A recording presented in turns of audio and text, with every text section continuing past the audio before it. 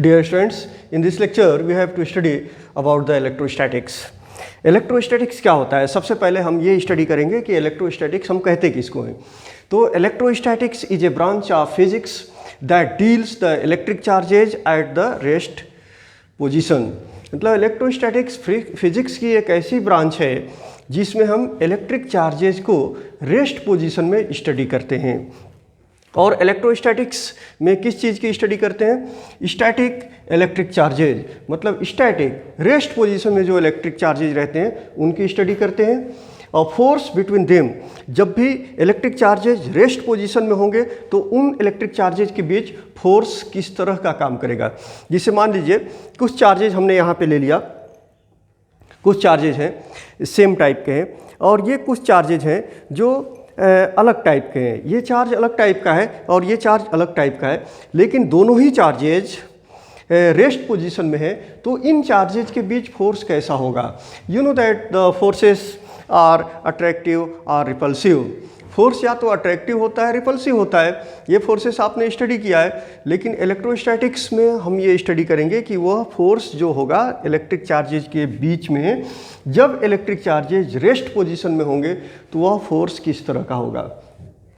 और हम क्या स्टडी करने वाले हैं? इलेक्ट्रिक फील्ड की स्टडी करने वाले हैं. जब इलेक्ट्रिक चार्जेज रेस्ट पोजीशन में होगा तो उसके अराउंड जो फील्ड डेवलप होगा वह किस तरह का फील्ड होगा, उसको हम कौन सी फील्ड कहते हैं. और इलेक्ट्रिक पोटेंशियल की स्टडी करने वाले हैं. जैसे मान लीजिए इलेक्ट्रिक चार्जेज कहीं पे डिपॉजिट करते गए, जमा करते गए, बहुत सारे इलेक्ट्रिक चार्जेज को जमा किए, तो उस पर इलेक्ट्रिक पोटेंशियल किस तरह से होगा और उसकी स्टडी हम इसमें करने वाले हैं. इसके बाद से electrostatics, you know that there is a difference between electrostatics and current electricity. जब इलेक्ट्रिक चार्जेज रेस्ट पोजीशन में होंगे तो उस ब्रांच को हम इलेक्ट्रोस्टैटिक्स कहते हैं, लेकिन वहीं पे जब ये चार्जेज मोशन की हालत में होंगे, फ्लो करेंगे, तो उसको हम क्या कहेंगे? करंट इलेक्ट्रिसिटी कहेंगे. ओके, तो now let us here try to understood the difference between electrostatics and current electricity, because both are related with the electric charges. So electrostatics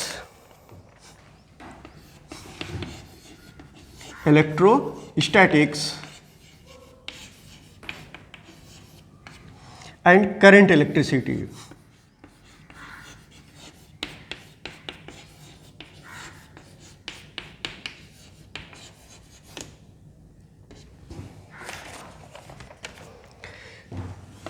static electric charges,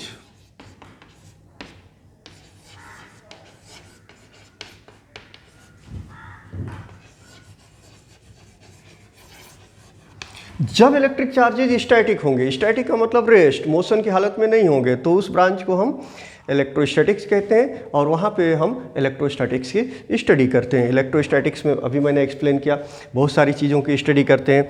जैसे उन चार्जेज के बीच में force काम करेगा तो कितना फोर्स काम करेगा, और इलेक्ट्रिक फील्ड कितना डेवलप होगा, इसके अलावा इलेक्ट्रिक पोटेंशियल क्या होगा, एट्सेट्रा एट्सेट्रा. अब बात करते हैं करंट इलेक्ट्रिसिटी की. करंट इलेक्ट्रिसिटी भी इलेक्ट्रिक चार्जेज के वजह से ही होता है, लेकिन जब चार्जेज मोशन की हालत में होंगे, moving charges, this is due to moving charges.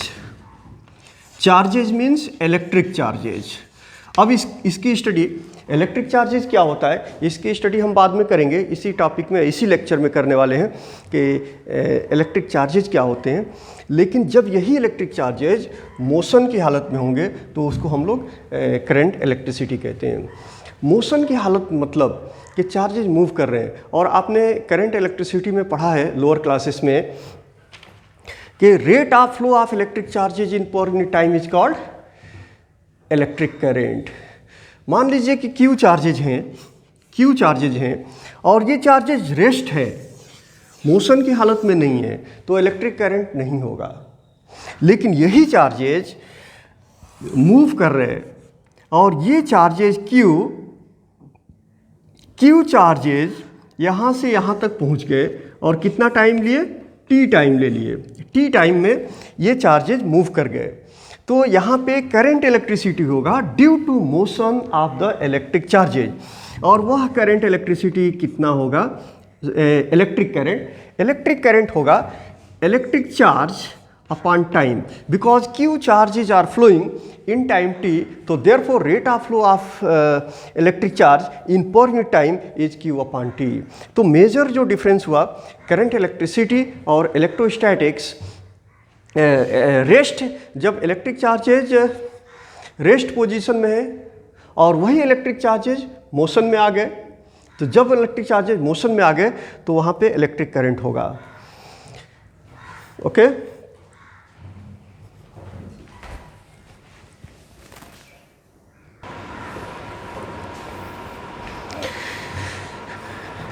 Electric charges की बात हम करते हैं। Electric charges are present everywhere, because you know that यह जो यूनिवर्स है जो हम देख रहे हैं, यूनिवर्स क्या है, जो हम देख रहे हैं, जो कुछ भी है सब के सब यूनिवर्स के अंदर है, यही यूनिवर्स है। आप स्टार को देखते हैं, आप सन को देखते हैं, ये जो स्पेस देखते हैं, ये सब कुछ यूनिवर्स है। लेकिन यह यूनिवर्स बना किससे, यह पूरा जो यूनिवर्स है दो चीज़ों से बना है, एक है मैटर और दूसरा है एनर्जी। एनर्जी मतलब सन से जो लाइट आता है दैट इज एनर्जी। इसके अलावा आप मोबाइल फ़ोन के ज़रिए माइक्रोवेव भेजते हैं, या हीट एक जगह से दूसरी जगह को ट्रांसफ़र होता है, ये सब का सब एनर्जी है। मैटर क्या है, जिसमें मास होता है और जो स्पेस लेता है। मान लीजिए ये चॉक है, यह मैटर है, ये डस्टर है, दिस इज अ मैटर। तो what is the matter, matter is that having the mass and takes the space, means having the volume, उसके अंदर मोमेंटम होता है। इसके साथ मैटर में एनर्जी भी होती है। तो ये पूरा जो यूनिवर्स है यह मैटर और एनर्जी से बना हुआ है। अब इलेक्ट्रिक चार्जेस की बात हम कर रहे हैं, तो जो भी मैटर है, मैटर किससे बना होता है, मैटर एटम से बना होता है। और एटम किससे बना होता है, एटम कुछ एलिमेंट्री पार्टिकल्स से बने होते हैं, जैसे न्यूक्लियस, और न्यूक्लियस के सराउंडिंग रीजन में इलेक्ट्रॉन मूव करते हैं, और सबको पता है कि इलेक्ट्रॉन पर नेगेटिव चार्ज होता है और प्रोटॉन पे पॉजिटिव चार्ज होता है और न्यूट्रॉन न्यूट्रल होता है। तो इस तरह से चार्ज तो हर जगह प्रेजेंट है, लेकिन इन चार्जेज को हम फील करते हैं, हम इसका एहसास होता है कि इलेक्ट्रिक चार्जेज है कुछ स्पेशल सर्कमस्टेंसेस में। जैसे मान लीजिए सर्दियों में जब आप स्वेटर पहनते हैं और जब आप स्वेटर को अपने बॉडी से अलग करते हैं, तो उस दौरान एक फ्रिक्शन होता है बॉडी और स्वेटर के बीच, और इस फ्रिक्शन की वजह से एक तरह का साउंड क्रिएट होता है जिसे क्रैकिंग, स्पार्किंग होती है। This is due to the electric charges. इसके अलावा आसमान में क्लाउड्स, बादलों के बीच रगड़ होती है जिससे आवाज़ होता है और लाइटनिंग होती है। यह लाइटनिंग क्यों होती है, इसलिए कि बादल के बीच में फ्रिक्शन की वजह से रगड़ पैदा होता है आपस में, और इसकी वजह से वहाँ पे इलेक्ट्रिक चार्जेज प्रोड्यूस होते हैं। और इलेक्ट्रिक चार्जेज, जैसा कि हम आगे स्टडी करेंगे कि इलेक्ट्रिक चार्जेज का हमको एहसास होता है कुछ न कुछ वहाँ पे हुआ, और क्या हुआ वो आगे हम पढ़ने वाले हैं। लेकिन ये तो देखते हैं कि जब क्लाउड्स के बीच रगड़ पैदा होता है, रब होता है, तो वहाँ पे एक स्पार्किंग होती है और साउंड क्रिएट होता है और एक चमक पैदा होती है। ये क्या है, यह भी इलेक्ट्रिक चार्जेज की वजह से होता है।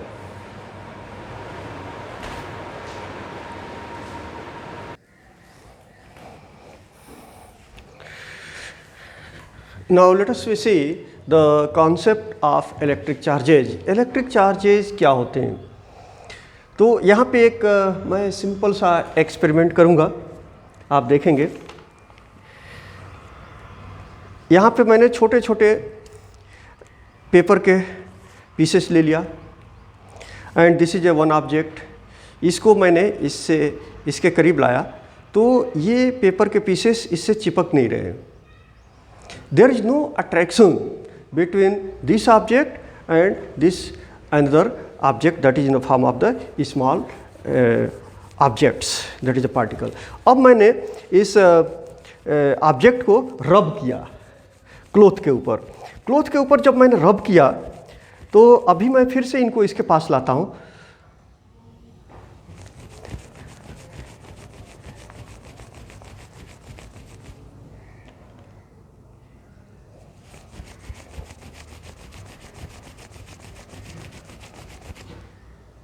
तो आप देख रहे हैं कि ये पेपर के टुकड़े इससे चिपक गए। फिर से आप देख सकते हैं,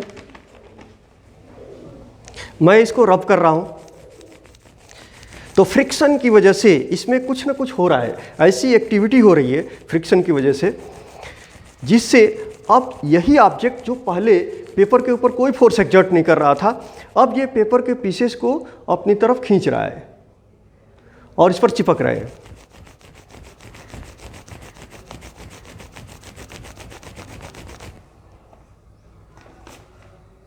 इस पर चिपक रहे पेपर के पीसेस। ये क्यों चिपक रहे?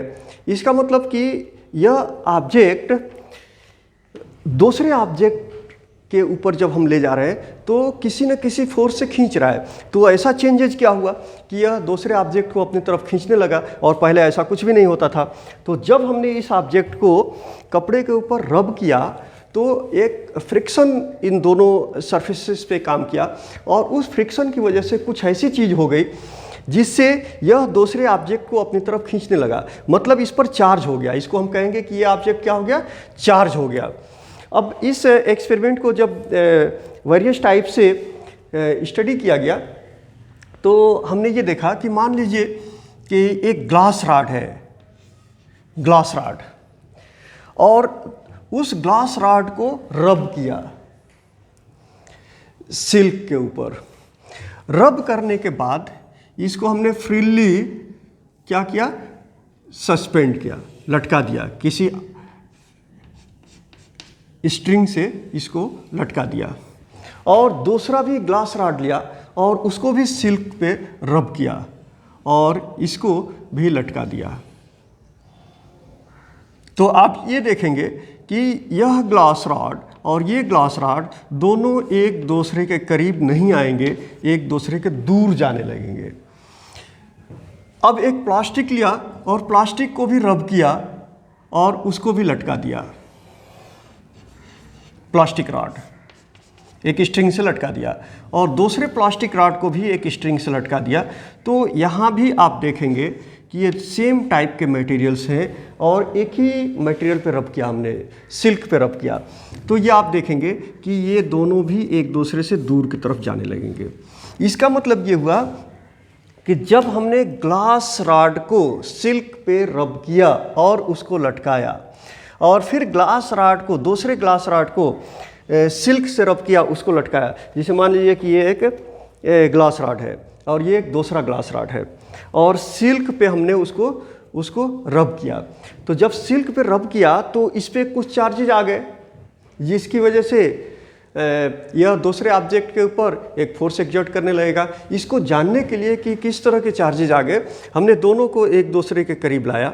जब आप करीब लाएंगे तो ये दोनों एक दूसरे के और करीब नहीं जाएंगे, मतलब अट्रैक्टिव फोर्स नहीं काम करेगा, इनके ऊपर रिपल्सिव फोर्स काम करने लगेगा, जिससे ये एक दूसरे के दूर जाने लगेंगे।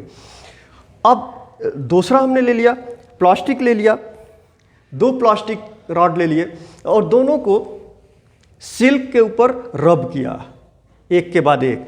और जब सिल्क के ऊपर रब किया और फिर इनको एक दूसरे के करीब लाया तो इनके बीच अट्रैक्टिव फोर्स काम नहीं किया, एक दूसरे के करीब नहीं जाने लगे, ये एक दूसरे के दूर जाने लगे। मतलब यहाँ भी रिपल्सिव फोर्स काम करने लगा। अब इसी एक्सपेरिमेंट को फिर रिपीट किया गया। एक ग्लास रॉड ले लिए और इस ग्लास रॉड को सिल्क के ऊपर रब किया, और एक प्लास्टिक रॉड ले लिए और उसको भी सिल्क के ऊपर रब किया, और फिर इन दोनों को एक दूसरे के करीब लाए। दूर भी रखेंगे तो ये एक दूसरे के करीब जाने लगे, मतलब कि इन दोनों के बीच में अट्रैक्टिव फोर्स काम करने लगा। तो यहाँ से हम ये कंक्लूड कर सकते हैं कि रब करने के बाद दोनों ही मटेरियल्स के ऊपर, जैसे पहली बार ग्लास रॉड को रब किया सिल्क पे और दूसरी बार प्लास्टिक रॉड को रब किया सिल्क पे, तो दोनों ही कंडीशन में सेम चार्ज नहीं आए।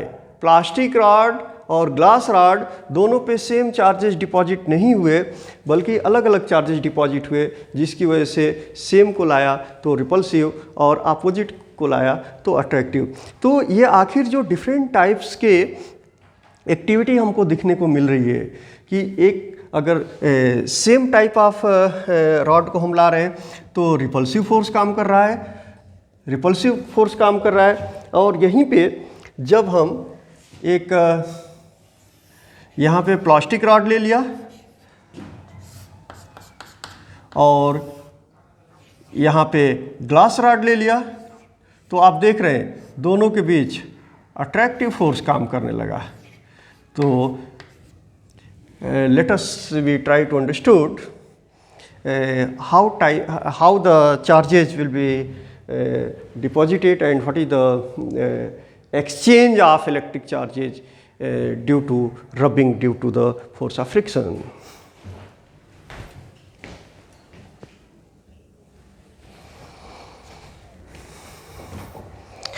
अगर हम ज़्यादा अमाउंट में इलेक्ट्रिक चार्जेस डिपॉजिट हो जाते हैं, इसे मान लीजिए कि ये ग्लास रॉड है और ये भी ग्लास रॉड है, और इसको रब किया, रब करने से क्या हो जाए, ये चार्ज हो जाएगा, और इसको भी रब किया तो ये भी चार्ज हो जाएगा। तो आप ये देखेंगे कि अगर दो चार्ज्ड पार्टिकल्स को आप क्लोजर ले जा रहे हैं, क्लोजर, तो ये एक तो रिपल्सन होगा इन दोनों के बीच, लेकिन हाई चार्ज अगर है इसके ऊपर और इसके ऊपर भी हाई चार्जेज हैं, तो इनके बीच में स्पार्किंग होगी, स्पार्किंग, और स्पार्किंग होने के बाद से फिर से स्पार्किंग नहीं होगी। इसलिए जब ये डिस्चार्ज हो जाएगा, वैसी कंडीशन को हम बोलेंगे डिस्चार्ज हो गया। तो इन्हीं चार्जेज की वजह से यहाँ पे क्या हो गई, स्पार्किंग हुई। स्पार्किंग मतलब कि due to force of repulsion यहाँ पे स्पार्किंग हो गई, और स्पार्किंग होने के बाद से फिर से जब ये मटेरियल पहले चार्ज था, अब क्या हो जाएगा, डिस्चार्ज हो जाएगा। तो यहाँ पे हमने ये रियलाइज़ कर लिया कि चार्जेज कैसे कोई ऑब्जेक्ट चार्ज्ड हो जाता है। लेकिन क्लाउड के अंदर आसमान में जो लाइटनिंग होती है वह क्या होता है, इसके स्टडी के लिए a well known scientist, a great scientist Benjamin Franklin, Benjamin Franklin का नाम आपने सुना होगा।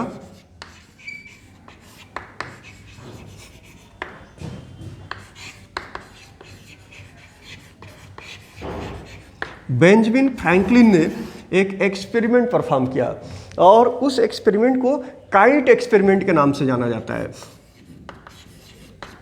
काइट एक्सपेरिमेंट,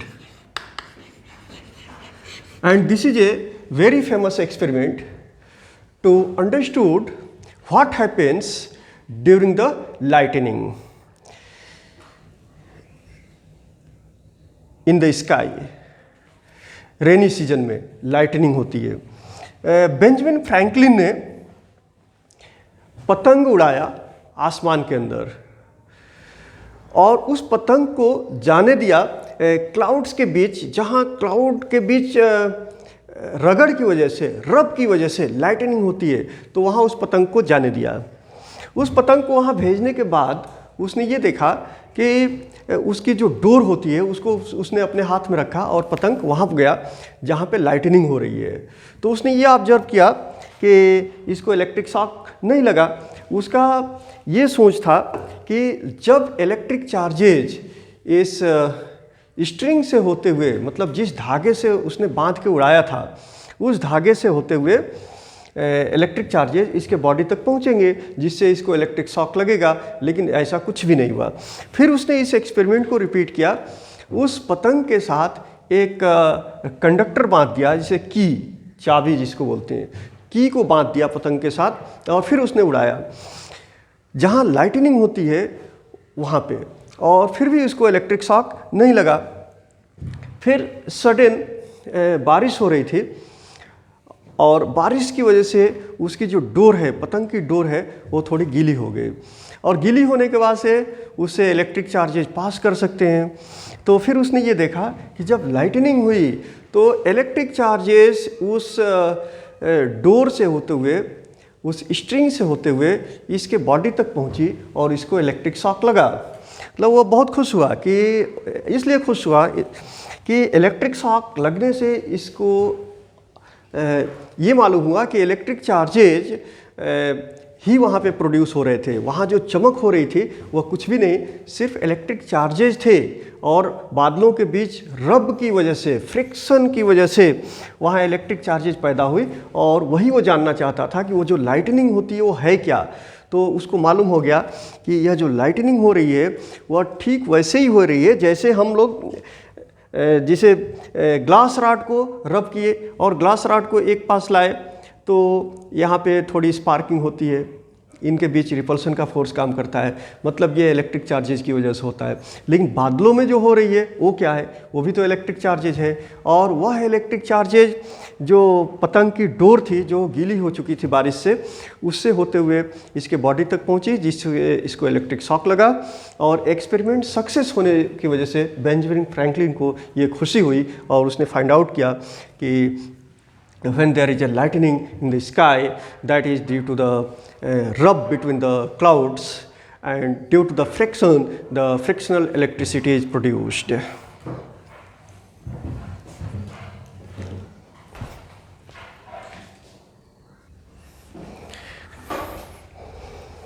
इलेक्ट्रिक चार्ज क्या है? Charge is a characteristic due to which body can apply a force. लेकिन इन चार्जेज का हम किसी स्पेशल सर्कमस्टेंसेस में ही हम ये देख पाते हैं कि चार्ज यहाँ जमा हुआ है या चार्जेज है। हम चार्जेज को हर वक्त ऐसा नहीं कर पाते हैं। जैसे मान लीजिए कि अभी हमने आपको एग्जांपल दिया था, मान लीजिए ग्लास रॉड है, ये भी ग्लास रॉड है, चार्जेज तो है इसके ऊपर, इसके अंदर भी चार्जेज है, इन दोनों के अंदर भी चार्जेज हैं। लेकिन ऐसा क्यों नहीं हो रहा है कि इनके बीच रिपल्सन का फोर्स काम कर रहा है या अट्रैक्शन का फोर्स काम कर रहा है? स्पेशल सर्कमस्टेंसेस, जब हमने इसको रब कर दिया, इसको भी रब कर दिया, तो हमने देखा कि इनके बीच में कोई फोर्स काम करने लगा, मतलब कि ये चार्ज हो गए, जबकि चार्ज इसके अंदर तो ऑलरेडी पहले से था। तो ऐसा क्यों होता है? इसी तरह से जिसे स्वेटर को बॉडी से निकाल रहे थे तो फ्रिक्शन की वजह से अब इसमें थोड़ी स्पार्किंग हो गई, तो ऐसा ही क्यों हुआ? उसी वक्त ऐसा क्यों हुआ जबकि चार्जेस तो हैं इसके अंदर ऑलरेडी प्रेजेंट? तो इसके लिए हम ऐसे समझ सकते हैं कि कोई भी मैटर है वह किससे बना होता है? एटम से बना होता है। और एटम के एलिमेंट्री पार्टिकल्स क्या होते हैं? एटम का एलिमेंट्री पार्टिकल,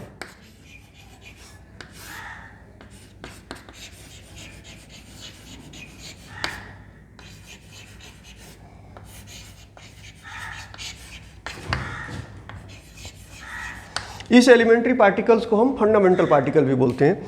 तो एलिमेंट्री पार्टिकल्स में आते हैं प्रोटॉन, न्यूट्रॉन्स और इलेक्ट्रॉन्स। प्रोटॉन और न्यूट्रॉन्स ये न्यूक्लियस के अंदर होते हैं। प्रोटॉन्स और न्यूट्रॉन्स ये न्यूक्लियस के अंदर होते हैं। और प्रोटॉन पे पॉजिटिव चार्ज होता है, न्यूट्रॉन क्या होता है? न्यूट्रल होता है, और इलेक्ट्रॉन पे नेगेटिव चार्ज होता है। तो क्या होता है कि किसी भी एटम में, हम किसी भी एटम की बात करते हैं, किसी भी एलिमेंट के एटम की बात करते हैं, तो न्यूक्लियस में प्रोटॉन होता है और क्या होता है? न्यूट्रॉन होता है। प्रोटॉन पे पॉजिटिव चार्ज होता है, न्यूट्रॉन न्यूट्रल होता है, मतलब उस पर चार्ज ज़ीरो होता है। और उसके सराउंडिंग में एक ऑर्बिट के अंदर इलेक्ट्रॉन्स रिवॉल्व करते हैं, और जितने प्रोटॉन्स होते हैं उतने ही इलेक्ट्रॉन्स होते हैं। जैसे मान लीजिए इसमें 2 प्रोटॉन्स हैं तो 2 इलेक्ट्रॉन होंगे, 4 प्रोटॉन्स हैं तो 4 इलेक्ट्रॉन्स होंगे। और प्रोटॉन पे जितना पॉजिटिव होता है उतना ही इलेक्ट्रॉन पे नेगेटिव होता है। तो मान लीजिए इसमें 2 प्रोटॉन्स हैं तो न्यूक्लियस पे चार्ज क्या हो गया? +2। और इसके सराउंडिंग रीजन में ऑर्बिट के अंदर इलेक्ट्रॉन मूव कर रहे हैं, ऑर्बिट कर रहे हैं, तो इलेक्ट्रॉन पे चार्ज कितना हो गया? -2। तो ये -2 और +2 कितना हो जाएगा? 0। मतलब यह एटम क्या हो गया? न्यूट्रल हो गया। तो इसी तरह से कोई भी आइटम है वह इलेक्ट्रिकली न्यूट्रल होता है, इसलिए कि उसके अंदर जितने प्रोटॉन्स होते हैं उतने ही इलेक्ट्रॉन्स होते हैं, और प्रोटॉन्स पे चार्ज पॉजिटिव होता है और इलेक्ट्रॉन्स पे चार्ज नेगेटिव होता है। तो ये क्या हो गया, न्यूट्रल हो गया। इसलिए हम चार्ज तो हर जगह अवेलेबल है, हर मटेरियल के अंदर है, हर एलिमेंट के अंदर है। मतलब ये यूनिवर्स पूरा मैटर से बना होता है और हर मैटर में इलेक्ट्रॉन, प्रोटॉन, न्यूट्रॉन मौजूद हैं। लेकिन वह इस कॉन्सेप्ट के मुताबिक एटम में आप देख रहे हैं कि न्यूक्लियस में प्रोटॉन और न्यूट्रॉन है और उस ऑर्बिट में इलेक्ट्रॉन घूम रहा है, तो जितने प्रोटॉन उतने इलेक्ट्रॉन। तो इलेक्ट्रिकली हर एक एटम न्यूट्रल होता है और हमें बिल्कुल इस चार्ज का एहसास नहीं होता है। लेकिन वहीं पे जब फ्रिक्शन होता है तो फ्रिक्शनल फोर्स की वजह से इन इलेक्ट्रॉन्स का क्या हो जाता है, एक्सचेंज हो जाता है जिस मटेरियल से दूसरा मटेरियल। जैसे मान लीजिए कि ये प्लास्टिक रॉड है और मैंने कपड़े पे इसको रब किया, तो यहाँ दो ऑब्जेक्ट के बीच फ्रिक्शन हो रहा है, एक कपड़ा और दूसरा ये प्लास्टिक, इन दोनों के बीच फ्रिक्शन हो रहा है, मतलब फ्रिक्शनल फोर्स काम कर रहा है। और इस फ्रिक्शनल फोर्स की वजह से इन दोनों मटेरियल के बीच एक्सचेंज होगा। किस चीज़ का एक्सचेंज होगा, इलेक्ट्रॉन का एक्सचेंज होगा। तो ये हो सकता है कि यह जो मटेरियल है कपड़ा, ये प्लास्टिक से इलेक्ट्रॉन ले लेगा, ये हो सकता है, या फिर ये प्लास्टिक यहाँ से इलेक्ट्रॉन ले लेगा। तो दोनों ही कंडीशन में चार्ज प्रोड्यूस हो गया। अगर ये प्लास्टिक इस कपड़े से इलेक्ट्रॉन ले लेता है तो इस पर नेगेटिव चार्ज आ गया और इसने इलेक्ट्रॉन निकाल दिया, इसलिए इस पर पॉजिटिव चार्ज आ गया। लेकिन अगर इस प्लास्टिक ने इलेक्ट्रॉन को निकाल दिया और वह इलेक्ट्रॉन किसने लिया, इस कपड़े ने लिया, तो इस पे नेगेटिव चार्ज आ जाएगा और इस पे क्या आ जाएगा, पॉजिटिव चार्ज आ जाएगा। तो इस तरह से एक्सचेंज ऑफ इलेक्ट्रिक चार्जेज होता है और इस एक्सचेंज ऑफ इलेक्ट्रिक चार्जेज की वजह से पॉजिटिव और नेगेटिव चार्जेज उन ऑब्जेक्ट्स के ऊपर डेवलप हो जाते हैं जिनके बीच फ्रिक्शन होता है। और इस इलेक्ट्रिसिटी को हम लोग क्या बोलते हैं, फ्रिक्शनल इलेक्ट्रिसिटी। यही चीज़ बादलों के बीच भी होता है, वहाँ भी फ्रिक्शन होता है और वहाँ भी एक्सचेंज ऑफ इलेक्ट्रिक चार्जेज होते हैं।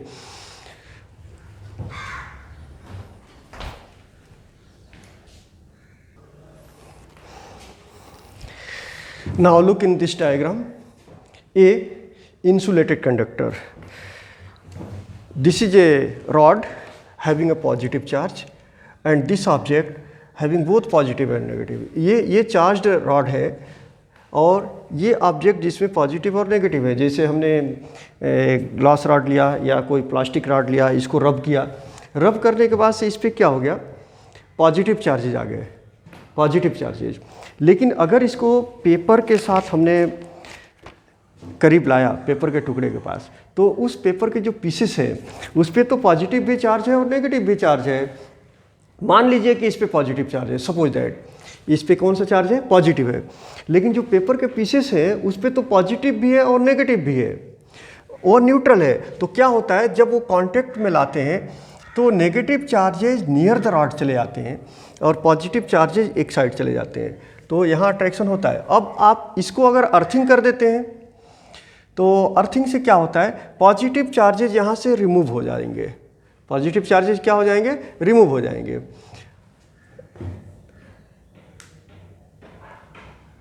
Positive charge is neutralised bye electrons from अर्थ।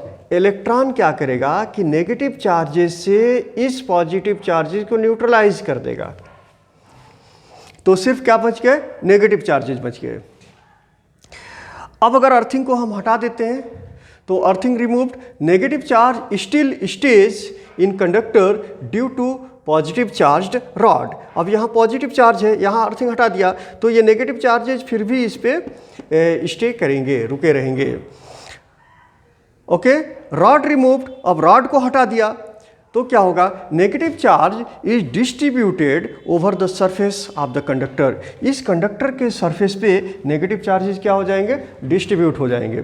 तो यहाँ पे हमने स्टडी किया कि रबिंग करने से, रब करने से एक सब्सटेंस को, एक मैटर को दूसरे के ऊपर जब हम रब करते हैं तो चार्जेज का मतलब इलेक्ट्रॉन का एक्सचेंज होता है। तो अगर वह इलेक्ट्रॉन को लेता है जिसको आप रब कर रहे हो, जैसे ये प्लास्टिक रॉड है, इसको हमने कपड़े पे रब किया, तो अगर इसने इलेक्ट्रॉन ले लिया तो इस पर चार्ज नेगेटिव आ गया, और कहाँ से इलेक्ट्रॉन लिया, इस कपड़े से लिया, तो इस पे चार्ज पॉजिटिव आ जाएगा।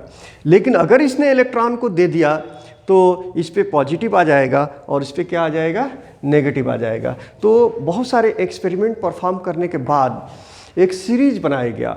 उस सीरीज के मुताबिक हम ये देख सकते हैं कि कौन से मटेरियल को किसके ऊपर रब करेंगे तो पॉजिटिव चार्ज आएगा या फिर नेगेटिव चार्ज आएगा।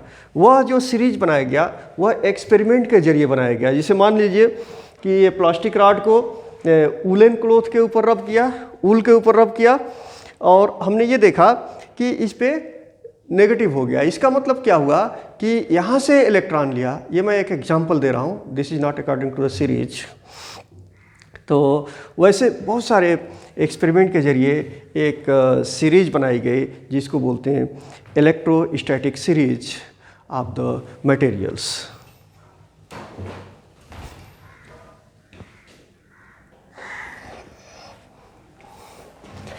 यहाँ पे कुछ मटेरियल्स को दिया गया है इलेक्ट्रोस्टैटिक सीरीज के ऑर्डर में। इलेक्ट्रोस्टैटिक सीरीज क्या है? यह एक्सपेरिमेंट के जरिए ये ऑब्जर्व किया गया, ये कंक्लूड किया गया कि हम कौन से मटेरियल को किस मटेरियल के साथ रब करते हैं तो किस तरह का चार्ज का एक्सचेंज होता है। जैसे मान लीजिए आप ग्लास को रब करते हैं ऊल के ऊपर, तो ऊल ग्लास से इलेक्ट्रॉन ऊल पे आएंगे, इसलिए ग्लास क्या हो जाएगा, पॉजिटिव हो जाएगा, और ऊल क्या होगा, ऊल विल बी नेगेटिव। ऐसे ही आपने ऊल को सिल्क के साथ रब किया तो ऊल से इलेक्ट्रॉन सिल्क पे आ जाएंगे, इसलिए ऊल क्या होगा, पॉजिटिव, और सिल्क क्या होगा, नेगेटिव हो जाएगा। ऐसे ही आपने ग्लास को रब कर दिया हार्ड रबर के ऊपर, तो ग्लास से इलेक्ट्रॉन हार्ड रबर के ऊपर आ जाएंगे और हार्ड रबर नेगेटिव हो जाएगा और ग्लास क्या हो जाएगा, पॉजिटिव हो जाएगा। रेजिन, प्लास्टिक को रब कर दिया, किससे, सिल्क से। तो जब सिल्क से प्लास्टिक को रब करेंगे तो प्लास्टिक नेगेटिव हो जाएगा और सिल्क पॉजिटिव हो जाएगा। तो ये ऑर्डर है इलेक्ट्रोस्टैटिक सीरीज जिसको बोलते हैं मटेरियल्स का। तो एक्सपेरिमेंट के जरिए यह कंक्लूड किया गया कि इस तरह के रिजल्ट्स हमको मिलते हैं। तो जब हम एक मटेरियल को दूसरे मटेरियल के ऊपर रब करते हैं तो इलेक्ट्रॉन का एक्सचेंज होता है, और उस एक्सचेंज ऑफ इलेक्ट्रॉन की वजह से उन दोनों मटेरियल्स के ऊपर अलग अलग चार्ज आ जाते हैं। एक पे पॉजिटिव हो जाता है, दूसरे पे नेगेटिव हो जाता है। The next content of this topic will be in the next lecture. Thank you.